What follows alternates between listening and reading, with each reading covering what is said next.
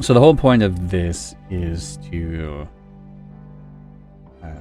really just see what kind of questions you all might have about ADHD, autism, mental health, life, whatever it is that you really want to talk about. My, hyper focus and specialty has been ADHD and autism since I got diagnosed in 2024, but that does not mean that is the only thing that I am knowledgeable in, especially since, we can talk about the nonprofit that I am now a president of, and, all that fun stuff. So, if you're interested in asking me about any of that, feel free to ask questions. I'm not going to have any form of organization other than ask a question and I'll answer it and we'll talk about it. Otherwise, I'm probably just going to ramble. Because we had some conversation happen during the peer support group that was kind of not necessarily eye-opening, but also just made me realize how much of a need there is for information regarded to ADHD and autism. That still, I've been on this journey for 5 years now, almost 5 years now. I don't know. Time is wibbly wobbly. So I know a lot of things. I'm an educator. I'm a coach. I'm president of this nonprofit. I'm a speaker. I do all these things that put information in front of me. I lost my train of thought. Lost my train of thought. Train derailed and there were no survivors. But anyways,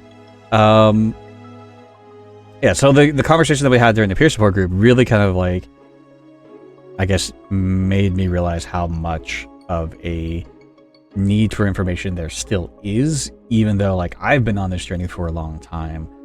I guess it's kind of as I'm talking about things, I'm I have talked about this 2 years ago, 3 years ago, 4 years ago. Do I really need to be talking about this again? That's kind of what gets into my mind is do I really need to repeat myself a lot? And I think I do. So it's because just because I know it doesn't mean you guys know. And I don't know what you know. I don't know what you don't know. And my big thing is I don't want to seem like I'm talking down to people, right? I don't want to be oh, I know all this information and you don't. And I'm going to talk to you like you don't. And you might know stuff. Yeah, a lot of folks really need some solid intro information. My heart ached for them and I hope they find more support, more info. I guess more and more people are being diagnosed every day. Yeah, and I think that's the thing is a lot of people are in the beginning stages of their journey. Whether it be, they got diagnosed this year or last year, they're still learning. And I think that's we need to be able to have space for that. And I think it's one of those things that's okay, we need to have conversations. We need to provide a space. And this is what I'm hoping that this space here, that this stream and my community can be that space for learning. Repetition is how you learn best, Rainbowy Elf. Yeah, same for me. But it's when I'm talking about it and I'm talking over and over and over again, I don't want to assume, to me, it feels like I'm being redundant and it feels like I'm not providing anything new. But again, I guess it's it feels like I'm not providing anything new, but I'm reaching new people. So I still am. Cool Engineer. Hello. How are you doing? Welcome in. I'm a member of another autistic nonprofit that has been running for over 5 years. The founder of Fools. We got. I forgot to turn off. That's fine.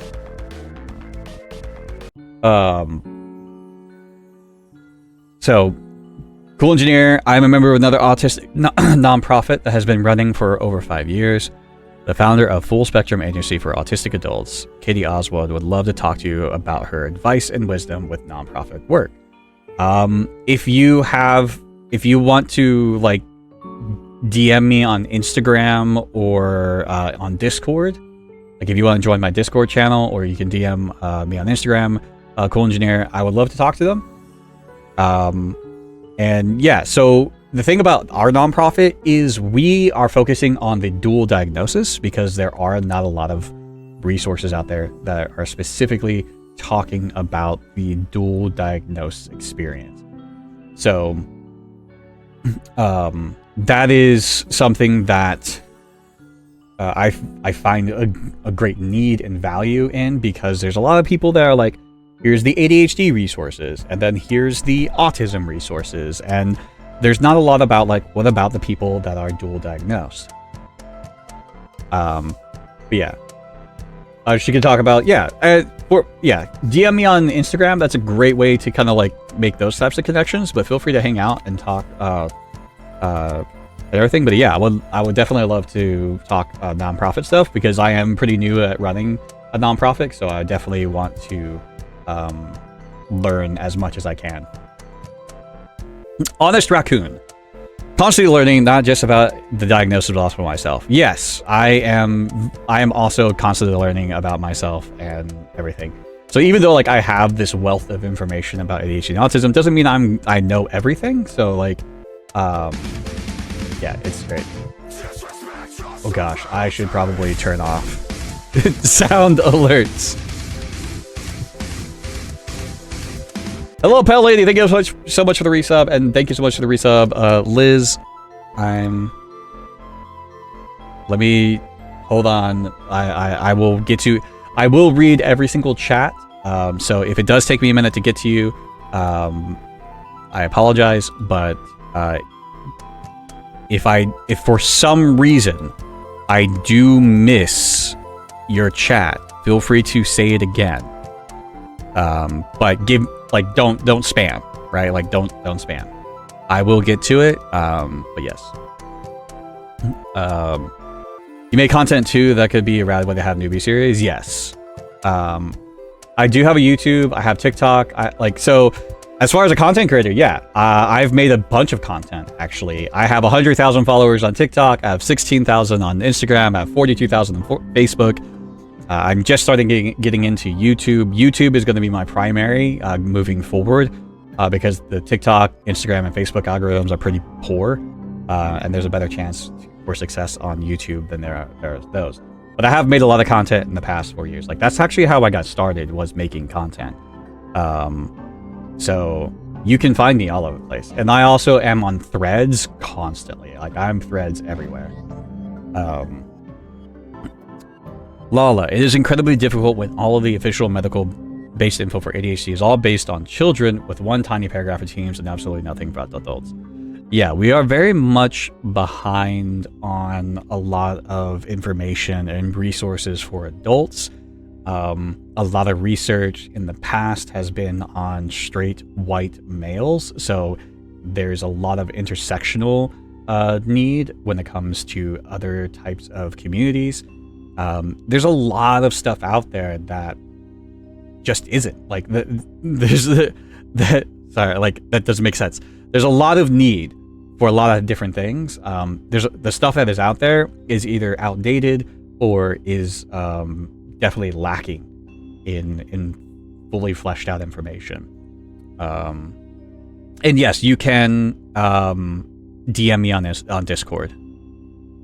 A newbie series idea, that's actually an idea I've had for a while, but I always thought like, maybe like, do I really need a newbie series? But like, I don't. So like, but I'm realizing that, yeah, I do.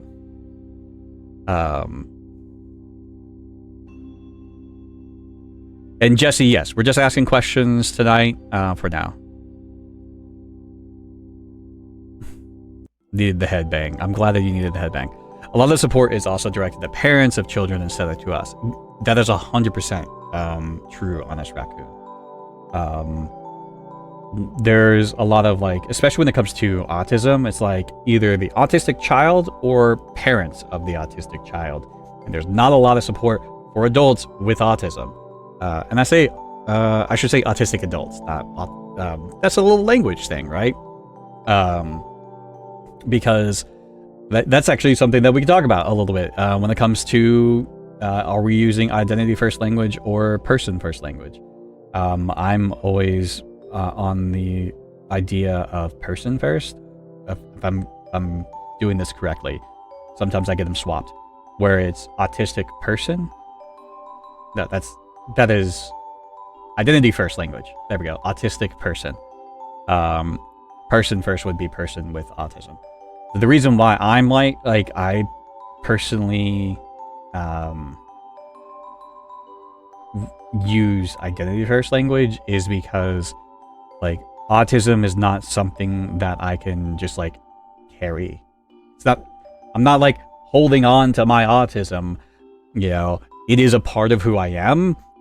It affects everything that I do. It affects my entire lived experience as a human being.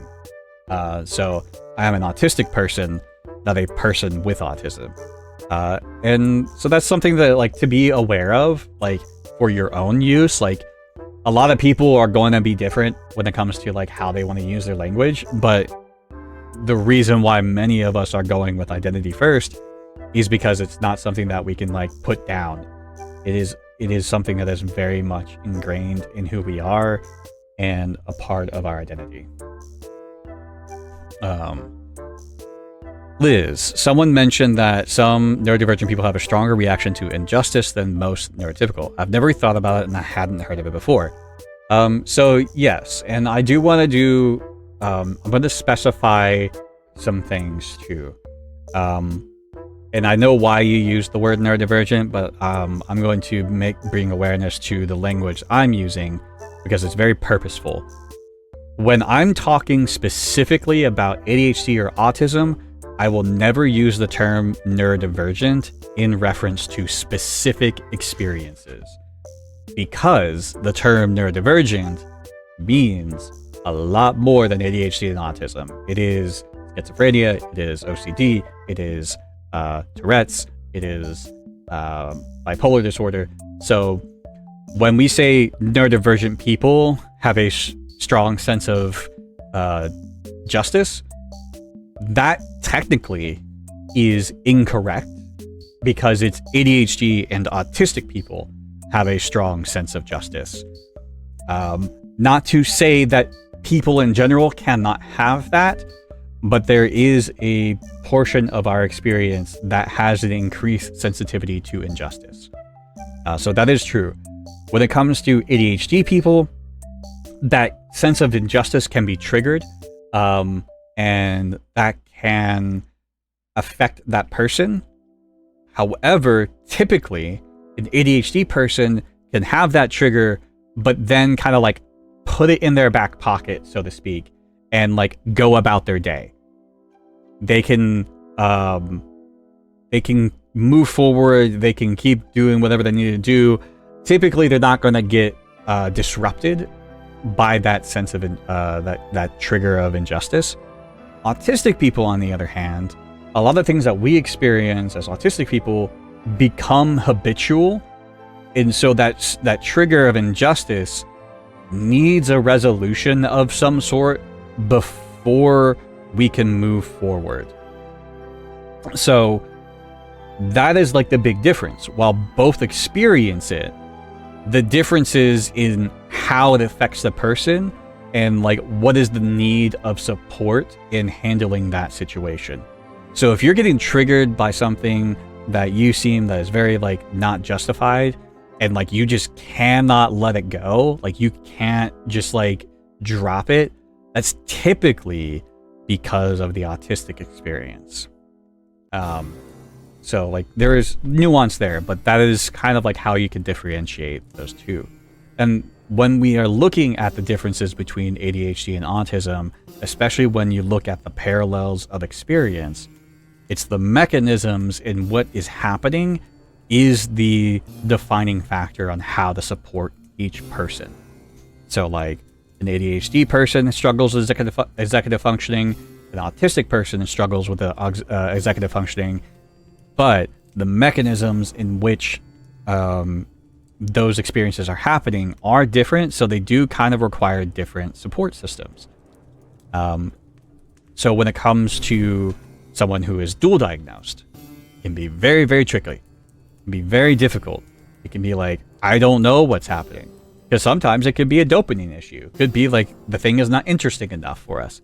The other time it can be like an autistic inertia issue where we just can't get started. So it can be very tricky to figure out like what's happening. And sometimes you can use like very similar like things to help you get going, because executive function issues like kind of have a very same support stuff, like the tricks and tips and things like that, like coping skills. There we go. So yeah. But yeah, so like that was a long tangent, and Liz, I didn't mean for you to apologize. I was just being clear on my language. I understand why people use it. Yeah, it's like it's something you are, not what you have. Yeah, exactly. So that's kind of why identity first is so good. Pale Lady, I've just kind of accepted that my experience has been ADHD one, an ADHD one, and when others share theirs, it's just one more autistic person experience. Yeah, 100%. Lala, a person with autism and the person without their autism, because they forgot where they left it. That's the ADHD person, right? Is like someone that like, it's like, oh, I don't know where I put my autism. Can you help me find my autism? I don't know where it is. I think that's gonna be my response. Whenever someone's like, oh, you don't look autistic, I'm like, oh, can you help me find it? Can you help me find my autism? I don't know where it is. And Jesse just asked questions. I see that you did, so yeah. Like the difference between stimming and fidgeting, Honest Raccoon. Yeah, fidgeting is like, you know, you're probably just like getting some extra energy out of your system, but like stimming actually has a purpose. Like stimming is a nervous system regulation, and it is a need, especially for autistic people, because autistic people do struggle to regulate their nervous system more. And if you force someone to stop stimming, then that increases the likelihood of having them go into a shutdown or meltdown. So stimming is very, very important to be able to do. Stimming for ADHDers can act in the same manner, but oftentimes it's also a focus tool to where, like, to help you get your thoughts in order and more concise. You may need to use like a stim tool to be able to pay attention, to listen, that kind of thing. Like every now and then while I'm talking or I'm on stream, like I don't know if you'll hear it, but like I'll be playing with a fidget toy or something off stream, off camera. Liz, I've just never heard of it, and I've never heard it before about it, and as I never thought of it before. Yeah, and yeah, just justice sensitivity is a big part of both ADHD and autism. Jesse, compliments, does it trigger the imposter syndrome? Like, I know we feel uncomfortable with them. I know yes can be from trauma, but that doesn't react well. Can it also be from imposter syndrome? If so, is it because we mask up a lot so we don't feel like it is right because we don't know us? Like we don't know who we are, sort of thing. I think that could be definitely a potential reason why compliments are difficult for some people. I can see it being that, right? For me personally, I don't believe, actually, I don't know. You're giving me something to think about, Jesse. Is it imposter syndrome or is it trauma? And that, you know, stop apologizing. You have not caused any harm. Is it trauma or is it imposter syndrome? And I think in some cases it could be a little column A, a little column B, right? It is one of those things that if you have strong imposter syndrome, if someone compliments you, then you feel like you don't deserve that compliment. But I think that could also be deeply rooted in trauma as well. I think it's kind of a both scenario. The trauma is creating the scenario of imposter syndrome in that situation. And so healing the trauma could potentially heal that imposter syndrome. We can have imposter syndrome without trauma, but oftentimes it is definitely rooted to it. Because like when I'm thinking about my own experience, where like I don't really like being complimented, my whole thing with that is I don't like people to see me beyond the person that I am. Like, I don't like being elevated above others. I like people when they recognize my work and they can see the value of me as an individual, to where like, oh, this person is worth interacting with, this person is worth connecting with, this person is worth working with. But praising me to the point of saying like, I'm so great, makes me feel uncomfortable, because like, I'm just doing what I am normally doing. Like this, what I do is normal for me, right? Like the work that I do, the help that I provide for people, like this is all things that I want to do, and like I don't expect anything from it, right? I don't feel that I need to be praised. I just want to be recognized, right? Like I want to be recognized for what I do, not praised. Lala, unfortunately I can't stay for the entire stream, but I will be watching the VOD or on YouTube we post there. Now I have two questions. What is the best terms for identity for ADHD, both ADHD and autism? And my second question is probably huge and very broad, but it might be a good place to start. What are the common symptoms of ADHD and autism, and how can they be shared both conditions, or the symptoms each are at odds with each other? Okay. So yeah, I would say like ADHD person, right? Like, or autistic person, or like I am ADHD, I am autistic, I am diagnosed with both. Those are the language I would use, like I am, or that is an ADHD person, that kind of thing. When we're looking at common symptoms, that is a big one.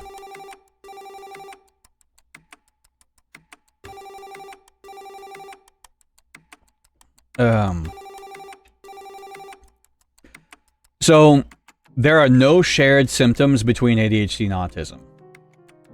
As a bold claim, I know it, because there's so many people that will be like, oh, ADHD and autism overlap. But I'm going to tell you right now, there are no shared symptoms of ADHD and autism. And I'm going to explain what I mean, because there's probably people disagreeing with me already, and that is okay. You can disagree. But what I mean by that is, again, when I was referring back to the mechanisms in which an experience is happening or a symptom is happening is different between ADHD and autism. So when you actually break down the symptom, it is different between ADHD and autism. So when I say, like, both may struggle with executive functioning, but that does not mean it is a shared experience.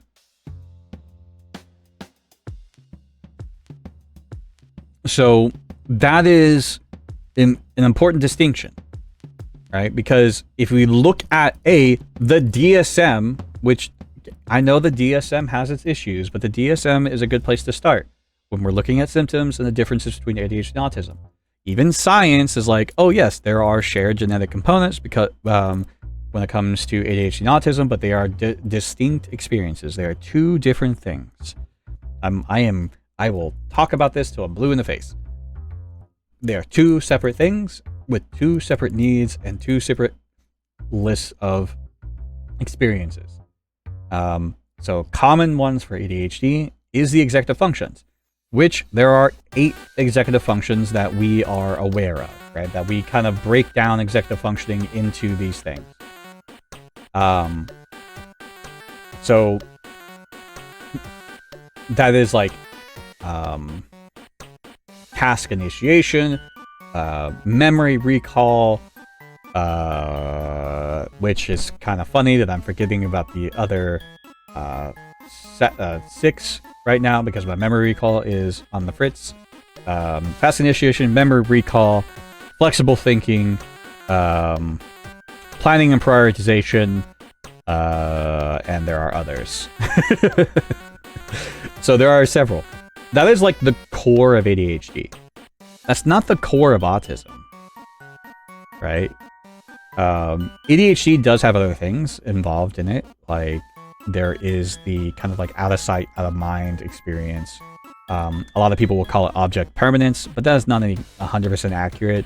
It's this easiest way to describe the experience. So it's if you are not perceiving things, whether it be things or people, constantly, then you forget about them because it's out of sight, out of mind.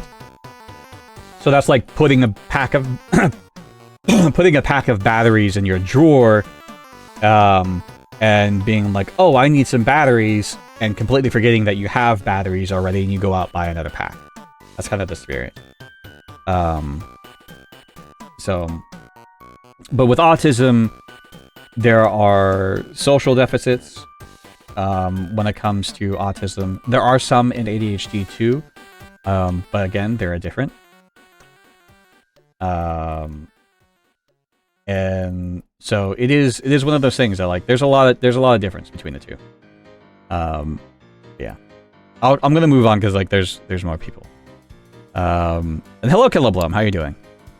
Can stimming cause damage like picking at yourself, or would that just possibly be anxiety or trauma thing? I sometimes don't do it. I wouldn't know. So Liz, there are many types of stimming. So yeah, there are things considered harmful stims. Harmful stims are like skin picking, hitting yourself, like scratching yourself, like anything that causes you harm. That is called harmful stimming. And yes, that is part of the experience that we have.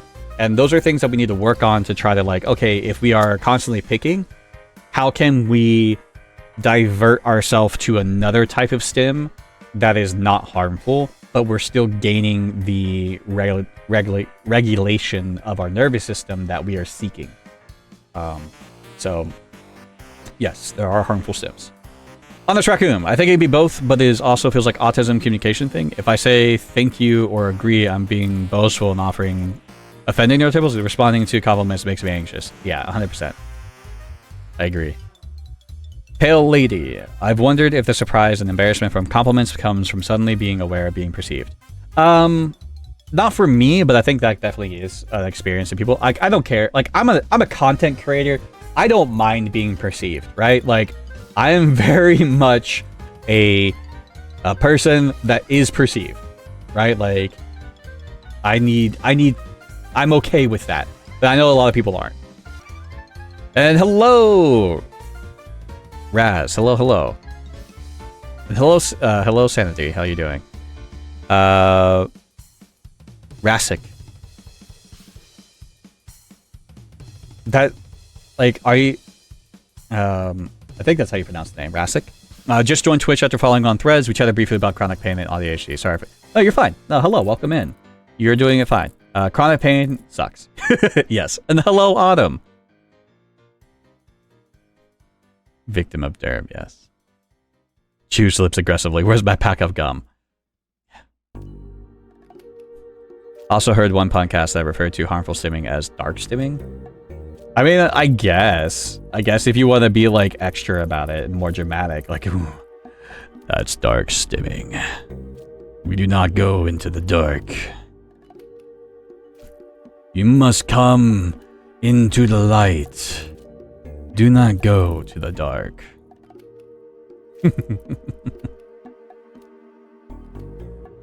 I'm 2 years into my diagnosis and still figuring out what stims are productive. Anything that does not cause you harm. Dancing, the leg shake, the flappy hands, using a stim toy, chewing gum, whistling, humming, you know, all those things are all positive stims.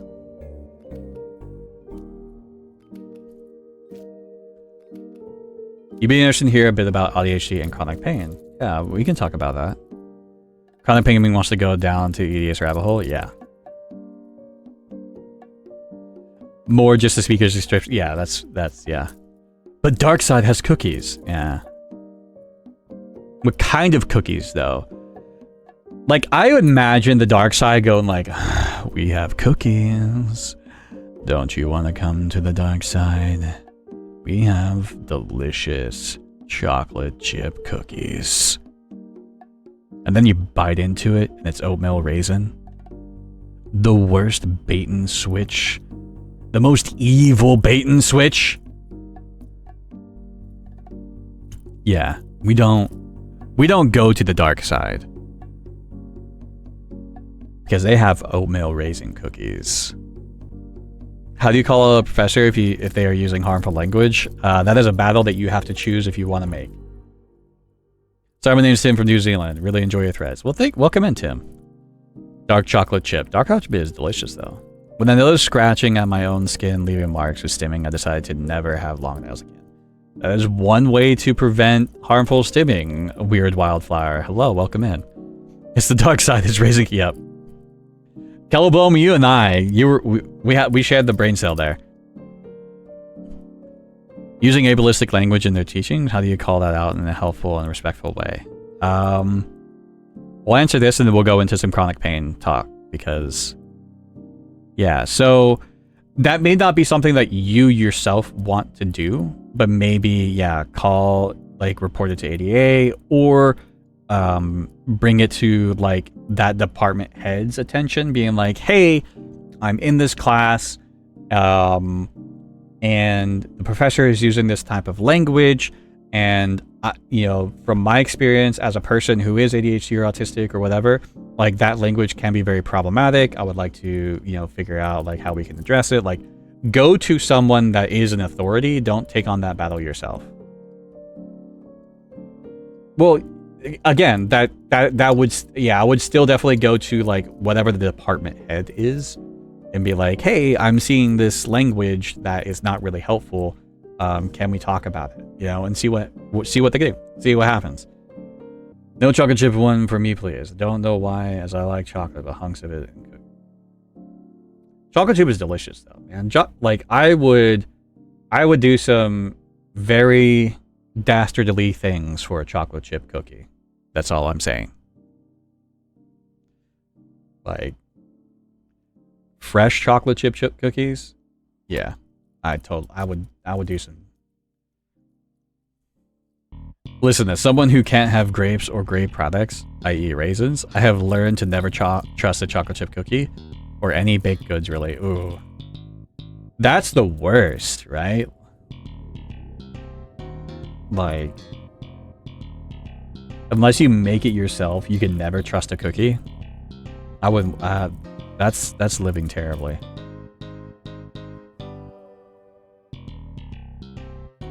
Do I experience any chronic pain? Yes. I am in constant pain. So my thing is, like, if I actually talk about how much pain I'm in, that means I'm in really bad pain. Like, I'm in, yes, pain. I have scoliosis, so my back is all jacked up. I'm pretty sure hypermobile, potentially Ehlers-Danlos, most likely just hypermobile, hopefully. I need to get tested because like my neck is definitely constant pain. My joints are always in constant pain. I've had also a lot of injuries through my life, so my knees, the space between my knees and like my kneecaps and my knee, that little cartilage or whatever, that's deteriorating, and I've had to get physical therapy and like injections It wasn't steroids. I forget what type of injection it was, but it was like to help that from deteriorating quickly and maybe hopefully restore some of it. But yeah, so like I've had to get like injections into my knees for like a couple of 2-3 months. So yeah, like I'm in constant pain.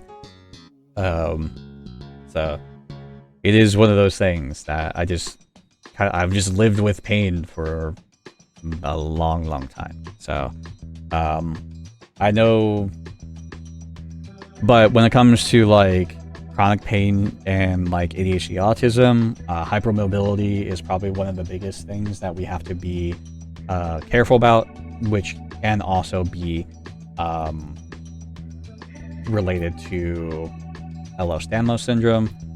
That is like the two big ones. Hypermobility is basically our joints, the ligaments, and like the structure of our joints is not functioning properly. So it's like it's not doing its job, right? Like this is very layman explanation of what it is, if you don't know what it is. So our joints are not functioning properly. So what happens is the muscles around the joints that are not supposed to be are now doing extra work, right? So this muscle, or these muscles here, are now picking up the slack of what is supposed to be going on here. And because of this, we are often a lot more tight in our muscles. So if you have like really tight calves, thighs, like that could be because of your knees not being supported the way it needs to be. Tight shoulders, you know, that is like all of the muscle group and everything that's supposed to be supporting our neck and our elbows. So like if you experience a lot of tightness in your muscles, that could be because of hypermobility. So the things that you can do about it is actually exercise, like working out. You have to be careful and you want to take it slower, but you can strengthen the muscles around your joints. Obviously it's best to do that as early as possible, when you find out, because like me, because I didn't know I was hypermobile, I just got injured all the time because I played sports. Right? Like I played sports, so like I can still strengthen things, and I do workouts and stuff like that to kind of help. I haven't been to the gym in a minute, but that can help like with strengthening your joints and things like that. So that can help you with that pain. Yeah.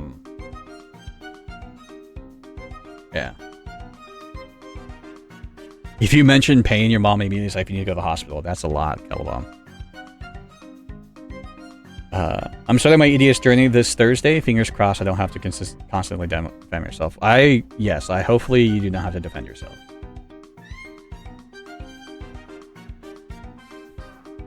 Yes, pain does take a lot of effort. I think I need shoes for swimming at the beach. I used to be tough as nails, but now I can barely make it out of the swim. Yeah, weebly wobbly joints, yeah. Ligaments and muscles are too stretchy in some areas and overworked in others. Yep. Weird wildflower. My chiropractor had to talk with me about my hypermobile issues. I make sure to do yoga every single morning now. Also, why I don't sport. Yeah. You want to do some strength training too. Yoga, I think, would be definitely great, especially for like core and things like that. But you do want to work on like the targeted areas of your joints, and doing certain exercises and things like that are going to strengthen the joint. Yoga might be good enough. I don't know. I don't do yoga. I should, but I don't.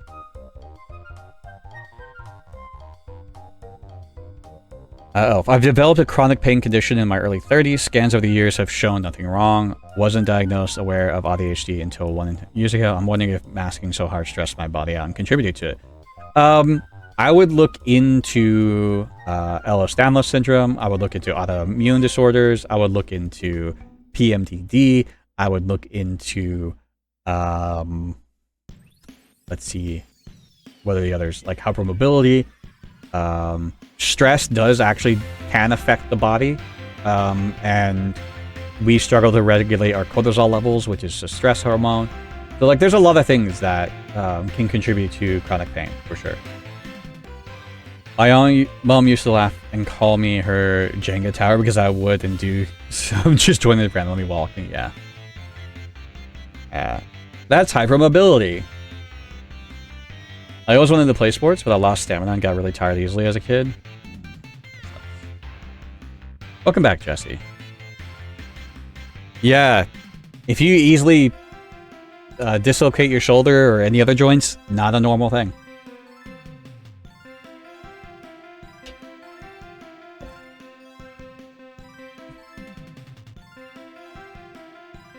Yeah, Chris, relating to your stuff popping out of the socket, that's probably a potential sign of hypermobility and or Ehlers-Danlos syndrome.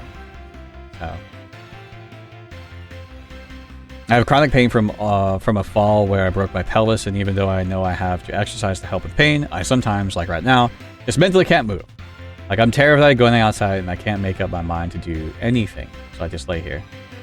Yeah, the debilitating effects of chronic pain is a lot, because like I know exercise would definitely help me too, but like the pain can also just be like, I don't want to be in pain. I don't want to work out because I know it's going to be painful. So that can be really difficult to kind of like push yourself through. Like, so Tim, what I would kind of start doing is taking, small steps towards what you want to accomplish. One thing that we do struggle with as ADHDers is we often get into the mindset of we have to do it all or nothing. It's like either 100% or 0%. And that's not how things get done. We can't live like that. And so like the idea is like, oh, I absolutely have to exercise or I'm just never going to be able to do anything. That's very overwhelming, right? Like that makes you feel hopeless. And it's really difficult to like get out of bed, right? It's really difficult to move and really difficult to do anything when you have this all or nothing mindset. Because if you can't do it, then you can't do it at all. So start asking yourself what can you do? How can you break it down? What is the first step, right? Like from where I am right now, what is the very first thing I need to do to get started? And if it's like, oh, I need to start exercising more, instead of saying like, well, I need to go to the gym 3 days a week, or I need to work out X amount of time, like start with 5 minutes. Start with 10 minutes. Start with 1 day a week. Build up, right? Like, oh, I did it yesterday, so that actually felt pretty good. So maybe I'll try it again today. Or like I worked out yesterday. I don't need to worry about working out again because I've already met my goal. But if I do another day, then great. I can do another day. Break it up into 10-minute things, right? Like whatever it is that you're trying to do, break it down. You don't have to do it all at once. It doesn't have to get done today. Just start today, right? Like, just get started. I know sometimes it's easier said than done, but like, if we start telling ourselves this, if we start approaching things with a mindset of like, oh, what can I do? What do I need to get started? What's stopping me? Why not just do 10 minutes? Right? Like, oh, can I do 10 push-ups? Right? Like, asking yourself questions of like, oh, can I do this? And then answering honestly, like, oh yeah, like I can knock out 10 push-ups real quick. And then bam, you got 10 push-ups done. Like, well, can I do anything more? Not really feeling it. All right, cool. We got 10 push-ups in. Check in with yourself later on that day or even tomorrow. Can I do 10 more? Right? Like, it's one of those things. Like, you just kind of like... And it feels slow. It feels like you're not doing anything. But you will. You will get there. Liz, I ended up with bone spurs in my feet that affect the stuff around them by causing swelling and so on. Oof, that's rough. Yeah, I didn't know I wasn't normal. I thought everyone could just disobey things whenever they wanted. Right, Killabone? Like, we should know these things, right? Like, these things should have been, like, easy for us to determine, but, like, no one really tells us what is normal and what's not. Like, oh, you're not supposed to dislocate things. Oh. My hips come out of place too many times to count. My doctor freaked the fuck out when he saw it happen and watched those went back into place. Yeah, good old hypermobility. Chris, in my case, it's due to injury. My options were between shoulder surgery or a rehab gym. They popped so many times. That's fair. I will never forget the look on my doctor's face when I showed him and he turned white and was like, stop that. This is, you're doing more damage. Oh gosh. I look at everything that has to be done and physically can't move. Yeah. Yeah, honest raccoon, that does not help at all. But we can like slowly build our brain to function a little bit differently. And like the things that I'm talking about, like breaking it down, that takes practice, that takes time, that takes effort. It's like I still get overwhelmed myself. Like think about all the things that I'm doing. Like I'm not trying to like brag on myself right now. I'm giving you perspective that it can be done. But like, you know, I make content on Threads right now. I used to make content on TikTok, and I'm working on getting back into making content. But so, content creator. So I do content creation. I run a community Discord. I stream on Twitch. I'm a business owner where I run my own business as a coach where I help people one-on-one. And I am now also a president of a nonprofit. That's just what I'm doing in this field. I'm also working on becoming a voice actor. I'm also a writer. I also play in actual plays of TTRPGs. You know, I do a lot of things. And when you actually like look at when I look at the list of all the things I'm doing, I'm like, man, I'm doing a lot. Even though every day feels like I'm doing nothing. Feels like I'm not doing enough. But I'm like, oh no, like I am. I'm doing a lot of things and it's possible. And how I do it is by breaking it down. The days that I do get overwhelmed, where I'm like, I feel like I have to do everything, I regulate myself. I take that time to ask myself questions. What do I need to do? What's my first step? You know, like how do I move forward? Like how do I break this down? And like I put in that effort, and I know that I'm always going to have to do that. That's just not something that is going to come natural to me because I have to think about it. I have to think about every single thing that I'm doing. And that is the experience of ADHD and autism. We have to think about it. It doesn't just happen. And that's where the energy comes in. That's where it's disabling because we spend so much energy thinking about what we're doing that oftentimes it takes energy from actually doing the thing. So that's where the tools come in. That's where support comes in. That's where like body doubling comes in. Pomodoro, using Goblin tools. If you don't know what Goblin tools is, I can link it in the chat. It's a great tool to help you break things down. Like there's so many things out there that can like help. Even Chat GPT. I'm I'm against AI when it comes to artistic things, but when it comes to productivity and support, especially disability support, AI is great. Ask AI questions. Hey, I have this task. Like ChatGPT, I have this thing that I want to do, and I don't know how to break it down into steps. Can you tell me how? Boom. It can do that for you. Offload the work as much as possible.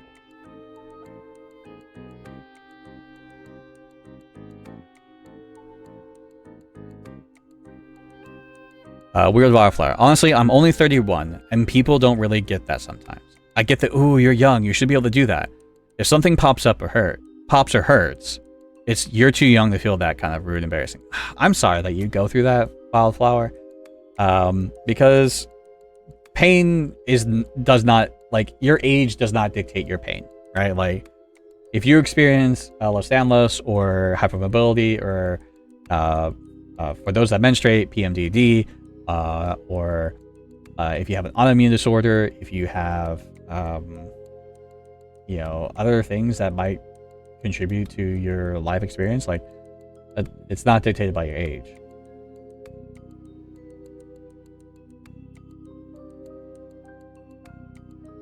Have a good night, Pale Lady. Thanks for joining us. If you listed everything wrong with my body, I would run out of characters. Honest record, and I feel that. And part of what I do is I just accept that, like, yeah, I'm gonna have limitations because of everything that's going on. And I'm gonna give myself grace. If I'm having a bad day, I'm just gonna, like, fuck, I'm gonna pick, I can spin a wheel and with the list of things that are wrong, like chronic pain or, autism inertia or, not enough dopamine because of poor novelty or whatever, like, I'll just spin the wheel and whatever comes up, like, that's the reason why I'm struggling today. And just blame everything on that.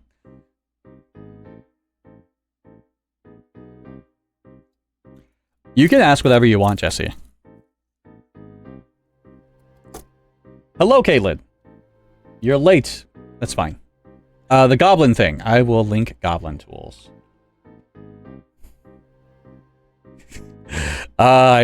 Man, I missed it. What's the goblin thing? Goblin these nuts. Anyways.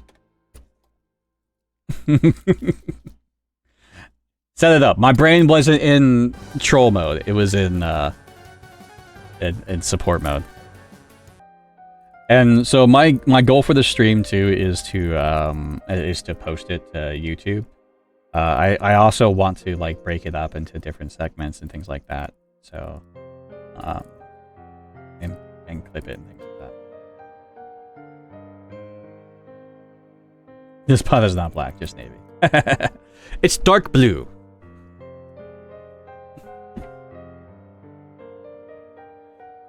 Oh, but yeah, I do appreciate all of you being here. Hopefully you all are gaining from this conversation. You're all learning. Tell your friends, tell people about it, because I want to start doing, I was doing, like, the Druid's Wisdom thing. I'm planning on continuing doing the Druid's Wisdom thing where I talk about a specific topic. But I figured this is a good place to, like, for people to come ask me questions. And, like, on days that I'm not doing this specifically, I want you all to realize that, like, you can ask me questions whenever. If I'm live streaming, come talk to me. I want you guys to be able to have access to me as a resource whenever. So, like, part of the reason why I live stream is, yeah, because, like, I play video games and hang out and we do stuff. But, like, feel free to come and talk to me and ask me questions and, like, like, don't be afraid to, like, come into my live streams and chill. You're welcome, Tim. Can I talk about skill regression and masking? Yeah. Masking, yes. How to stop doing it when it's so easy to fall into. So, on the two sides of masking. So, how to stop doing it. That one's a little bit more individual because it's like, what are you masking? Right? Like, what is that struggle that you, like, you feel like you're not unmasking enough? Do you feel like you're being your authentic self? If you don't feel like you're being your authentic self, why? A lot of things that you can ask yourself when it comes to masking and, like, how to start unmasking is, like, what do I like? What do I like? Like, growing up, I said I liked a lot of things that I realized I didn't. I only said I liked it because the people around me. Like, well, that was the cool thing to like. I didn't actually like those things. Like, I just, you know, I used that stuff to mask. So that's one way. When it comes to other forms of like how to unmask, of like, are you trying to regulate the emotions of the people around you? That's another question. That's a big question. Are you trying to emotionally regulate the emotions of people around you? And what do I mean by that? Right? Like, the things that you are doing, is it because you want to ensure that the environment stays safe? So, like, if someone gets upset, are you there to fix their reason why they're upset? Right? Like, which that ties into people pleasing. But like, so, and that can also, like, think about it too. Like, when you say that you like something that you don't like because maybe your group of friends like that thing, but you, and so you like, oh, my group of friends like this thing, but I don't really like this thing. So I'm going to mask and I'm going to say I like it, because if I say I don't like it, that's going to cause conflict. That's going to cause a disparity in the group. And I'm going to be uncomfortable, or there's going to be a discomfort. And I don't want to confront that discomfort. And so I'm going to mask. I'm going to hide who I am. So instead of being your authentic self and saying, yeah, I don't really like that thing, and finding out whether or not that's going to affect your relationship with people, like, because that's the big thing, right? Like, what if you say you don't like it and they don't like you because you don't like the thing they like, right? Then those would be bad friends. But we struggle to figure that out because we want people to like us. We want people to be friends with us. So we do things to make sure that there is no conflict, that there's no discomfort, and that people like us. So what do you do to make people like you? And so, like, start doing things despite people liking you. I'm gonna do the things that I do no matter what. I don't care if people like me or not. It's a hard place to get to, but we can get there. Because, as you will find out, people will like you regardless. You don't have to like everything that they like for them to like you. You don't have to agree on everything. You don't have to do XYZ for people to like you. Like, friendships are not exchanges of effort. No, that's not right. That's not right. They're not like, because like there is a level of exchange of effort between friendships. When I say like friendships are not like slot machines or like exchanges of like things you do for each other, right? Like, I'm going to be a friend with someone regardless of what they do for me. Now, the effort that they put into the relationship, that is important. So, like, do they talk to me? Do they, you know, make the effort to hang out? All that stuff. Like, do they communicate with me? Blah, blah, blah, blah, blah. All that stuff. Clip that whole again. No. But, like, because, like, that, like, I don't want... But so, like, there's that nuance, right? Like, yes, there's effort in relationships, but, like, the friendship, the basis of a friendship is not the exchange, right? The basis of a friendship is not like, I'm going to do this thing for you, so you do this thing for me. No, it's like, I'm going to do this thing for you because I want to.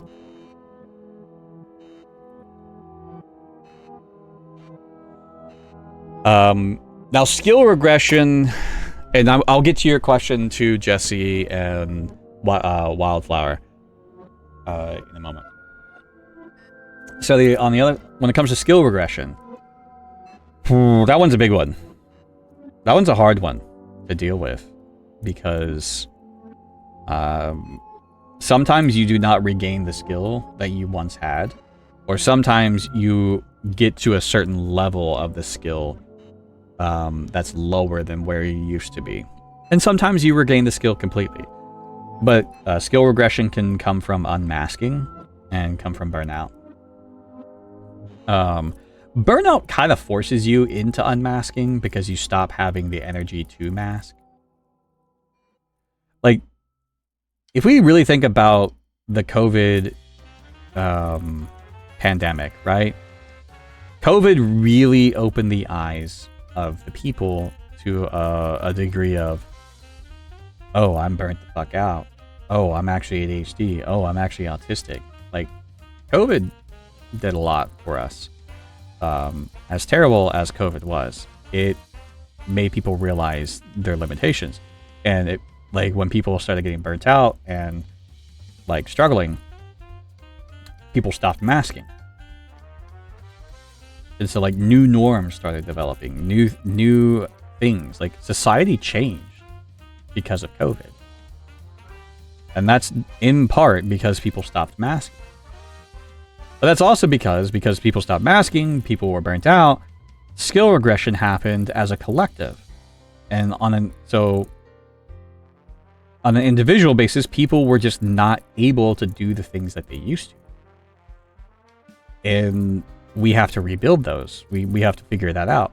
A lot of people changed jobs. A lot of people started working from home. You know, a lot of people lost their job. You know, all kinds of things happen. Because we have to adjust who we are based off of the information that we are learning. Like, for me, I cannot work a 40-hour week. I can't anymore. I used to work 60 plus hours. I've talked about this. I can't work a 40-hour week. I can't work an 8-hour day. I work maybe 4 hours a day. But like, that's enough. I get what I need done. And I take it slow.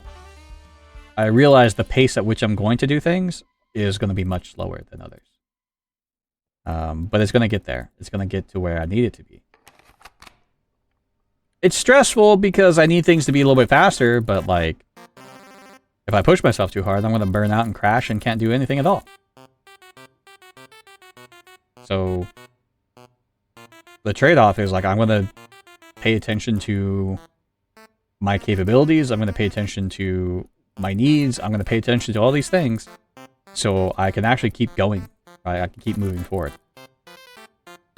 Skill regression in itself is just really hard because it can be frustrating because like we can lose skills that we don't want to lose. You know, like, oh, we used to, you know, I used to write a lot. Don't really write as much. I used to do things, but I'm relearning how to get into it. Like, I stopped gaming for a while, which that was a big one for me. I stopped being able to game.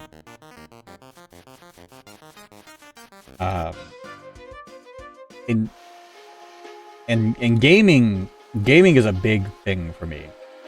But I regained that. If there's anything specific about skill regression or masking that you want to ask, like, feel free to ask. I'm talking about it more generally, but if you have like something in mind that you want me to talk about, like, feel free to ask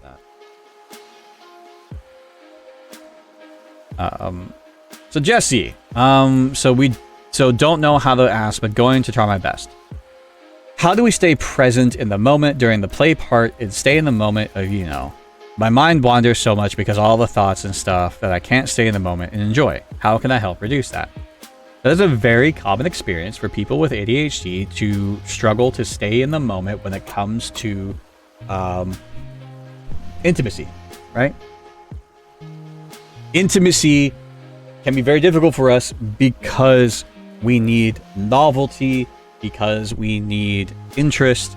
And the thing is, like, it's not that we're not interested in our partners when we are like in the throes of passion. It's that, like, yeah, like, our brains wander, right? It's okay. It's okay. Don't, the number one thing is stop shaming yourself. Don't feel guilty if your mind wanders, right? Ask yourself, like, what could help you stay in the moment? What, like, oftentimes a lot of us ADHDers enjoy more kinky things because it helps us stay present. What would help you stay more present? You want to be talked to a certain way. Do you want certain things to be incorporated into your intimacy? Like, explore those things. That way you can kind of help stay in the moment. So yeah, like, there are a lot of different things that can affect our mind, right? Like, how do we stay in the moment? It's just figuring out, like, what do you like? What do you want? Weird Wildflower. After hearing everything you do in a day, what's your biggest advice for someone neurodivergent trying to get into balancing all those things? Social medias, running, blog, business, Etsy. I just got out of a huge anxiety burnout and want to ease back into it and not get burnt out again. Weird Wildflower. One thing that what I started doing for myself is I recognize that I want to do 5 million things. And I'm not going to restrict myself from doing those things. But what I am going to do is start building systems. I'm going to start building things to scaffold all of the things that I want to do. So first ask yourself, what are you interested in doing right now? So like, oh, the blog is what I really want to do. Okay. What is going to make writing your blog easier? And write the blog, right? Don't worry about the business in Etsy. And kind of like go down that list of like, okay, the business. What's going to make your business easier? What's going to make the Etsy easier? Allow yourself to kind of like shift and move and recognize that it might take you longer to get to your goals than what you initially planned, which may add some stress to you because you may not be making as much money as you need, and things of that nature. So start building the scaffolding of like, how can you make these things easier for you? And really evaluate how these things are playing into your overall goal. What is the main goal that you want to accomplish?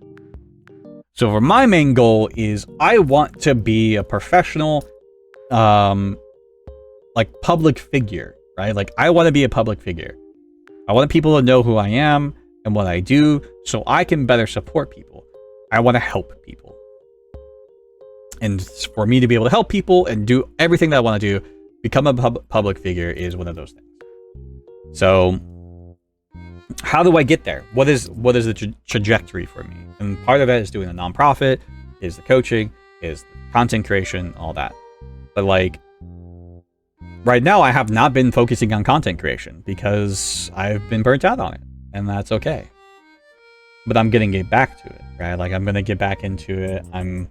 Because I've been focusing on these other things.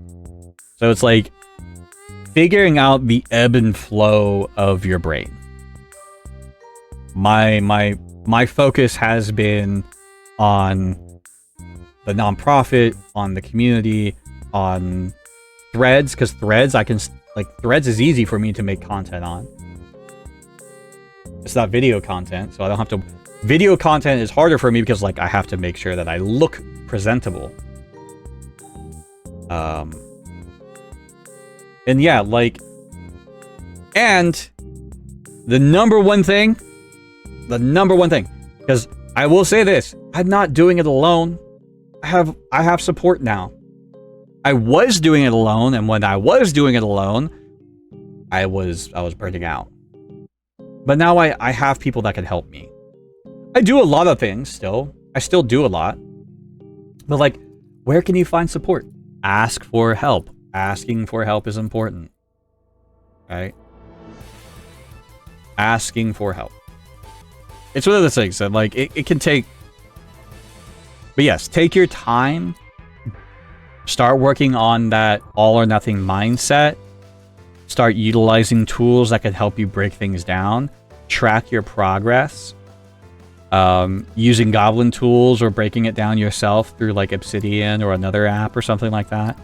And like, it's okay that if you use Goblin tools for 3 days and never look at it again, that's going to help get your brain at least somewhat organized. Like, I do a lot of different things where like, I don't always use Goblin tools. I don't always use Obsidian, but these are tools that I can use in different moments. So, yeah, if you want to be an entrepreneur or something like that as an ADHD autistic person, just recognize that your brain is going to function differently. And recognize that the pace at which you do things is going to be different. And it's okay to shift your focus from thing to thing and just like kind of like make sure that you anchor yourself back to what your big goal is. What is the big destination? That way you're constantly kind of like circling around it until you finally get there. Be a wolf. Circle your prey. You've been using what I said about life getting against yellow rocks lately? Really? I'm glad that little saying is still relevant to some people. I need to like remake the video on that, and like I'm really bad at marketing things. Like, that's such a good thing that I can market and I can sell stickers and all that fun stuff. But I just don't. I'm really bad at making money. If you're looking at how do I make money as an ADHD and autistic person, I'm still learning that. I'm getting people to do that for me. Or to help me with it. I don't not say do it for me, but like help me make money. Because there's so much merch I could do. I mean, I have merch. I have the Autistic and Horny t-shirt.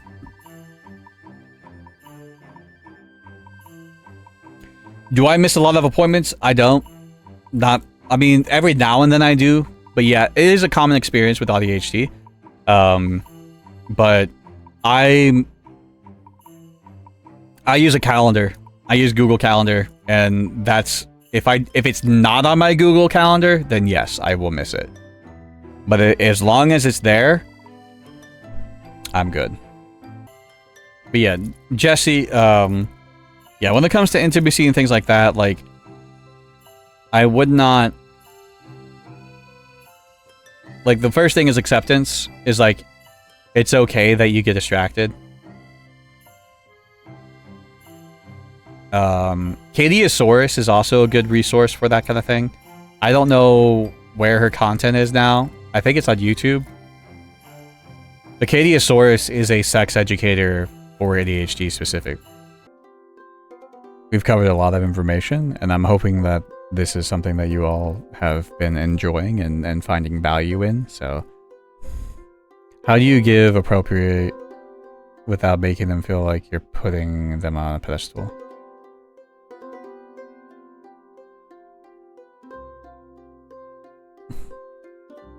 Oh no, you're fine. How do you give people like appropriate praise? Well, I think Jesse, like, you have to recognize the need of the person, right? Like, is the person okay with praise? Is the person okay with compliments? Then you don't have to worry about it, right? Compliments in general, for me, make me uncomfortable because it makes me feel like I'm being put on a pedestal and I'm being elevated beyond where I want to be. Again, in my case, for me, recognize the things that I am doing, not me as the individual. Be like, hey, I really like what you did there. Or like, you know, the work that you do, the space that you created, that kind of stuff. Those are all better, like, ways of praising, like, giving me compliments. If you're like, you are amazing because you did this, I'm like, no, I'm not. I'm just a person. Now, if I did something I'm going to be a lot more receptive to, like, hey, you did this thing and it was really cool. It still might make me a little bit uncomfortable because it's a compliment, but I'm going to be a lot more receptive to it. But if because some people, they like praise, they want compliments. So don't use me as a basis for everyone. Ask the person, like, hey, do you like direct praise? Like, do you like being praised as a person? Like, or would you much prefer, like, I recognize the things that you do? So yeah, ask them. The best thing to do is ask them. Hadn't thought of that, separating the person and the action, feeling different. Yep. Like, I'm much more receptive when it's like it's something that I did or that I worked on than if it's the direct. Because also there's the PDA response too. Like, praise can feel like a demand. Praise can feel like, oh, now I have to meet an expectation. Like, if you praise me directly, oh, like, I now have to maintain this perception of me that you have created. So that's also why it can be uncomfortable, is like, now I feel pressured to have to act a certain way. But if I do something and I did it well, then that's okay. Like, you're like, oh, you did this really well. Cool, I can accept that. Because, like, that is a thing I did. It's an action. If, you know, at the end of the day, if they do not like being praised directly, even if you want to praise them, don't. It's respecting someone's boundary, right? Like, hey, it makes me really uncomfortable when you give me praise because it makes me feel like I'm being put on a pedestal and I just don't really like that feeling. Don't praise them. Don't compliment them. Now, you can say things like, I value our friendship. I value you as a person. The things that you do for me make me feel good. Hey, when you did this thing, it made me really happy. Those are all non-pressure oriented things. It's just like, hey, I really appreciated that. Because for me, that's information. That's not putting me on a pedestal. It's acknowledging things that I'm doing. And letting me know that that's what you like. Autumn Kitten, I have a question. Both me and my daughter are neurospicy, but we're not so interested in the same thing. She's 8. I don't know how to connect and be present when we're trying to spend time together. It's hard. Okay. What are her interests? The thing is, like, you do not have to be interested in what she is to be engaged with it, right? You don't have to like everything that your daughter does, and vice versa. So, the things that she likes, are you going to like, ask questions about it? You know? Obviously, like, she's 8, so there's going to be limited communication. That can be, like, taking her to things, engaging with that stuff. There can be things like parallel play, so, like, you guys are doing things together, but doing things separately. It's oftentimes also, like, you know, you might need to figure out, like, she's 8. She'll probably be able to tell you what she likes when it comes to hanging out with you and, like, how she feels connected to you in some ways. Of, like, hey, would you want to, like, you know, do your thing and I do my thing with you, like, in the same room? Like, you just want to hang out together? Like, there are a lot of different ways that you can, you know, connect. It's just like, are you only trying to connect the way that you want to, instead of, like, how she also wants to? Because I think, you know, as the parent, it's gonna have to be a little bit of a sacrifice on our part, because we have more cognitive abilities to you know, to kind of put our need or want a little bit to the side to accommodate our child. Makeup, Amazing Digital Circus, Roblox. We kind of bought over cat videos. We seem to do more parallel play, but she says I don't give her attention. I'm inattentive and she's more hyperactive and doesn't help. I'm having back issues and can't walk very well. Okay, so when she says, hey, you don't pay attention to me, what is she wanting? Like, what is the actual need behind that? Like, she may not know how to fully express what it is that she's wanting from you. So there might be some investigation that you need to do. So like, hey, I need like, it's like, oh, you don't give me attention. Okay, like, how do you want me to give you attention? Like, are you wanting me to play Roblox with you? Are you wanting me to, you know, do you want to do my makeup? You know, like, if she's into makeup, let her do your makeup. You know? Do a makeup tutorial together. And as Kaylin said too, like, you know, maybe she's seeking dopamine or seeking a sensory experience and mistaking as attention. But I don't like makeup, it's itchy and feels weird.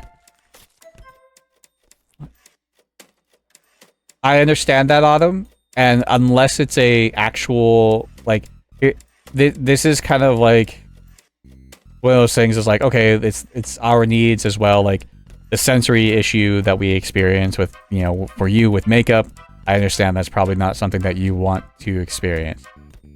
My question is, can you tolerate it in a healthy way long enough for your child to engage with you for a short period of time? You know, maybe you can set the limitations of what she can do makeup wise, because then you can just, you know, take a few pictures and then wash it off. You know? Yeah. You know, like, that is, you know, again, completely up to you. I'm not going to tell you to do something that might put you at risk of a meltdown or shutdown or something. But like finding ways to engage in that thing with her. Yeah, doing like a makeup doll or some other way to like do makeup together. Maybe it's not makeup on you, but makeup on something. So just, yeah, like, and again, you know, it's all about being investigative with your child. Like, okay, you don't pay, you know, you don't give her attention. Okay, what does that mean? Like, find out, ask questions. It's like, would you want this? Do you, you know, like, would this make you feel good? Like, all, you know, be exploring, be curious. Love languages are okay. But I understand, like, having language to help describe something that makes you happy is important. But the love languages in general are very much rooted in bad things. And I get, like, whenever we are experiencing pain, when we're experiencing sensory issues, when we're experiencing overwhelm, when we're experiencing all these different things ourselves, it can be really difficult to engage in ways to connect with the people around us, including our children. I say our children like I have children. I'm just saying with children, because I don't have children. But, you know, it can be really difficult to connect when we're going through all these things. So, like, what are the things that you can do to accommodate yourself while also engaging with them? You have us, yes. All of you are my children. Oh, man. My children! My children! Except me.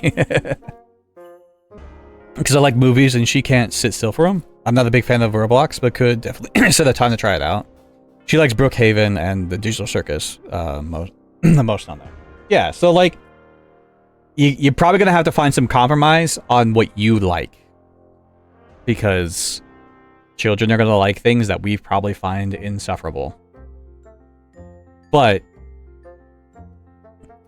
you know, it's what they like.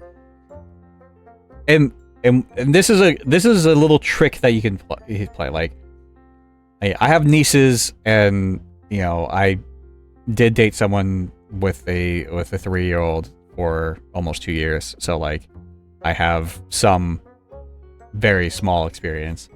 But by learning what they like and being engaged in what they like, you then can try to find a parallel of something that you like and introduce them to it. So like, if they like monster type stuff, or like video games or Roblox, watch Pokemon with them. Watch Digimon with them.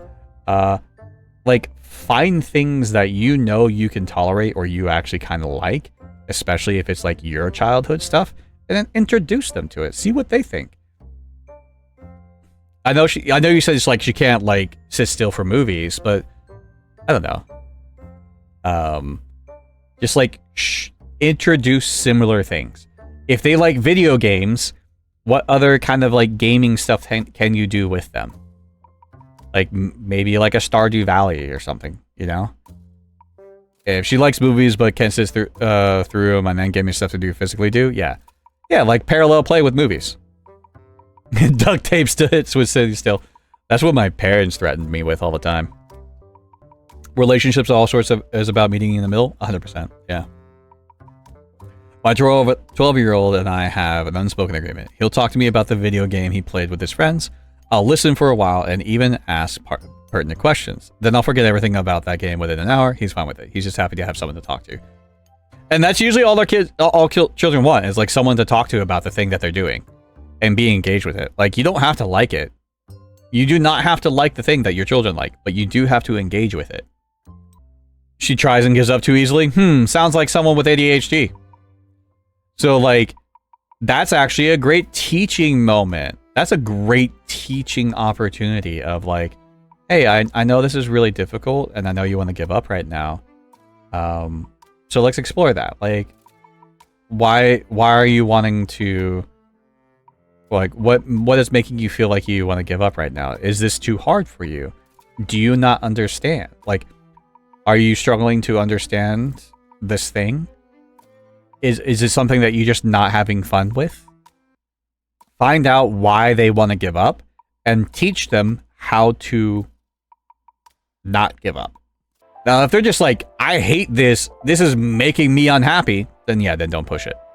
But if they're like, oh, I'm frustrated and I don't know how to move forward, teach them how to. Oftentimes, like, I gave up on things just because I got frustrated. And, like, I ended up having to go back and teaching myself how to move forward. I get that. And yeah, like, hopefully some of that can help you, like, think about it and expand how you approach these things. Because yeah, like, that's the hard part for us because we are ADHD, so we're novelty, we're interest-based people too. Like, so if we're not interested in something, it's hard for us to engage with it, especially the things that children are interested in. I've experienced that where, like, a child was really interested in something and I'm like, I do not like this. So it's really hard to engage with it. So we have to, like, check in with ourselves and be like, okay, I don't like this, but they do. And that is more important than my discomfort right now.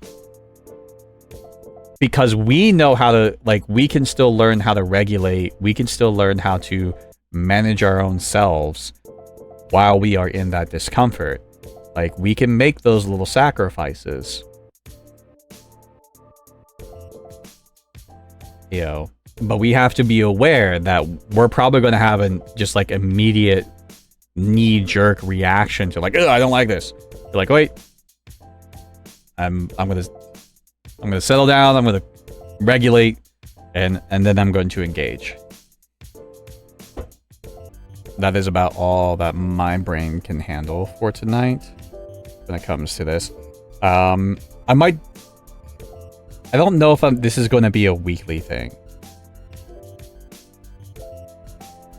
I want it to be a weekly thing, but it might be a lot for me to do weekly.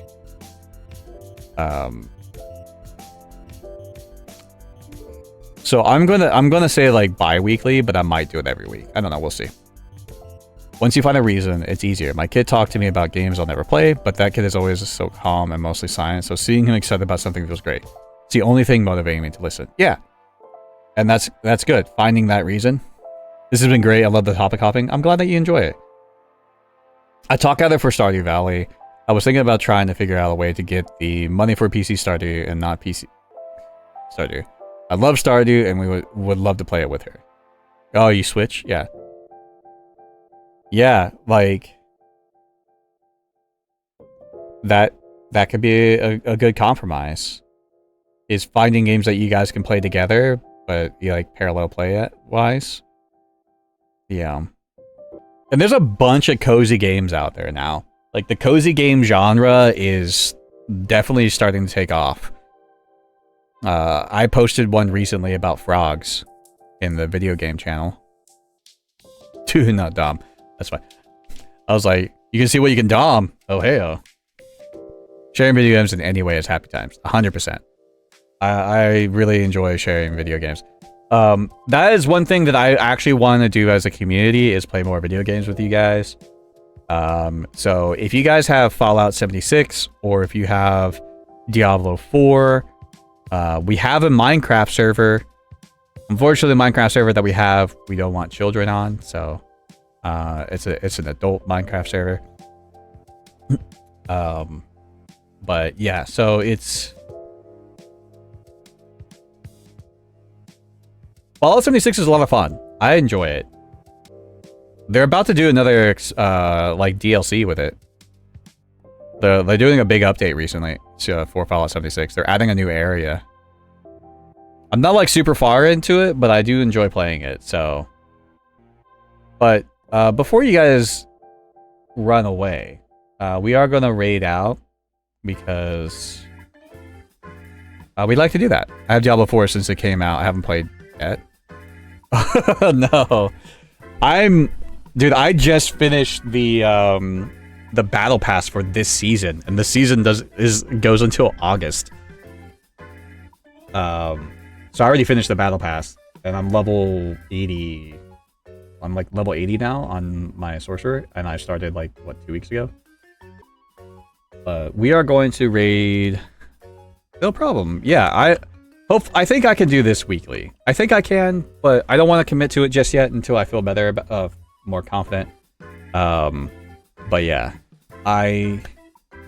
hopefully we can do something like this, and I might even do like, because I did a thing called Druid's Wisdom, which is kind of like an offshoot for that. Druid's Wisdom was we talked about one topic, but we might just make this Druid's Wisdom where we just talk about a lot of different things, and then do that, and then I'll maybe play video games afterwards. Part of the reason why I am stopping early tonight and not just switching to video games is because I actually have some voice acting stuff I want to get done that I was doing before stream. So, yeah. But anyways. Alright, we are going to be raiding out to Lady Z-Mom. They're a member of the community. They've raided me several times. They're an amazing person. They are actually playing Warframe right now, which I know is going to be piquing the interest of at least one of you. But thank you so much, everyone, for popping in, for listening, to lurking, to asking questions. I hope this was beneficial to you all. Feel free to think about more questions, because, yeah, I will do this again next week. Or at least... yeah, we'll do this again. But anyways, take care, everyone. Have a good rest of your evening, and we'll see you Thursday. Thursday will be the next stream. Thursday we'll be streaming. We'll probably be just playing video games, though. But feel free, like, again, I've already said before, feel free to come and ask me questions no matter what, even if it's not, like, a dedicated thing. Like, if I'm playing video games, you can still come talk to me. You can come ask me things. Like, it's okay. I'm open to that. So, this is just kind of like a focused thing that is really good to do every now and then. So, anyways, good night. Bye.